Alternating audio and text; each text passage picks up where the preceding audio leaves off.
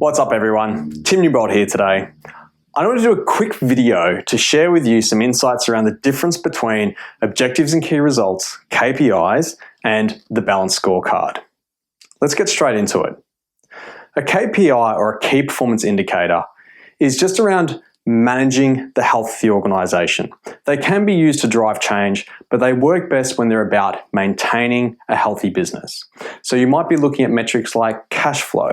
You might be looking at things like customer satisfaction scores and first call resolution if they're calling your call centre, making sure you're servicing them right the first time. They're the metrics that are going to tell you you're looking good as a business. OKRs, on the other hand, they're about change. They're about getting that focus and alignment as an organisation and driving a real outcome. So let's actually look at a couple of examples. Up here, we've got a KPI. The blue line is the actual, the red is the target. Now, let's say we want to have a first call resolution that sits within a certain green range. So customers call and we solve their problem for them the first time they call. As long as our metrics are heading along in this trajectory and it looks pretty good, we don't need to change it. As long as we're happy with that, we're going to leave it and we're going to keep checking in on it. We're going to make sure that that looks good long term, but we're not going to do too much about it as long as it stays in a healthy kind of range. OKRs, on the other hand, they're about achieving something, setting that target. Now, let's say we've launched a new product and we want to have people coming back and reusing that product maybe a few times a week, let's say 3 times a week. We don't have a baseline, so we don't know what that looks like from the past, but we're going to put that in as part of our product and see what that metric looks like. So in this example over here, we actually have a little bit of historical data. Sometimes you might not even have that, but you just know this is our target where we want to get to. So you drive and rally teams around achieving this objective and key result. It's very focused. Most organisations at the top will have one objective and 3 to 4 key results under that. Bigger organisations like Google and Alphabet, they get a bit more complex and they tend to have up to 5 objectives, but that's for massive businesses. Versus KPIs, you could have 10s, 20s that the leadership team closely monitor, maybe even hundreds. So it varies quite a lot. KPIs are not about focus, OKRs are. So for our team, we're going to stretch and we're going to try and achieve that. That's the other part of objectives and key results, is it's all about stretching and challenging yourself. It's okay to fail. For a KPI, if we don't have enough money in the bank and we're not going to make payroll, that's not okay, we failed that one. That's a real problem. If we strive to get customers coming back and return using our product on a regular cadence, but we're not quite getting that, it's disappointing, but it's not the end of the business.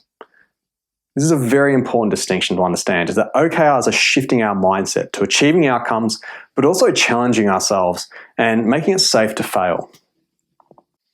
Every now and again, a KPI becomes an objective and key result. And that's usually because we need to drive radical change to correct it. So let's have a look at an example.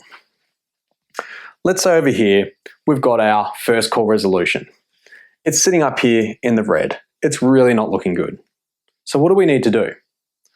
Well, we can set an objective and key result for the quarter that's going to focus on driving that number down. And the objective and key results could vary based on context, but they're going to be centering around improving that customer experience, solving their problem the first time that they call us. Once we've achieved that key result and we've actually had that customer first call resolution improve, then you know what? We can abandon that from an OKR perspective, but it's going to maintain and be a health metric that we continue to track, because if it goes south again, we want to course correct. So where does this then come in with balance scorecards? Well, a balance scorecard, by its title and in very simple terms, is a balanced view of your organisation and a scorecard. Are we heading down the right path? Are we doing the right things? Are we running in a healthy manner? It tries to capture all different parts of the organisation, how healthy it is, and looks at financial measures, customer measures, performance measures, and many other areas, and can be tailored to your organisation too if you have specific needs. But it tries to bring in this balanced lens of the organisation. I'd caution you from thinking, though, that they're in the same camp. They do have two different mindsets. The Balance Scorecard is all about achieving a long-term target. And it's also about breadth across the whole organization, every part, every function. Objectives and key results have a long-term focus, but they bring your attention to the near term. How do you take one step towards that long term? They give you alignment within the business around what is most important right now, and they tell you that you are making progress or you're not making progress, and you therefore need to course correct. The Balance Scorecard is very clear. It does not include near-term objectives. It is all about the long term. At the same time, it's about success. You need to nail your Balance Scorecard. Failure is literally failure of the business. That might be a little bit extreme, but it's not about giving it a crack and learning from it. You need to achieve those numbers. Objectives and key results, on the other hand, they're all about giving it a go, trying things out, and learning from yourself as you take these steps. Because they're set generally either within a 6-week frame or a quarterly frame, they're allowing you to course correct and improve things as you go. Now, they can work really well together because they both show and reflect and measure your strategy. The challenge is how do you make the Balance Scorecard consumable and relevant for people and link it to your OKR? And to be honest, that is a way that you can create a tangible artifact from your Balance Scorecard, something that teams can understand in the near term by taking valuable slices out of that. I'd caution you from thinking that your objectives and key results and your Balance Scorecard sit in the same camp. There's a few key differences. Your Balance Scorecard is very broad, versus objectives and key results are very, very focused. Your Balance Scorecard is about a long-term view and a long-term measure that will not be achieved in any short-term perspective. Objectives and key results take a long-term view, but they create focus on the here and now. What is most important today? Both create a measurable slice out of your strategy.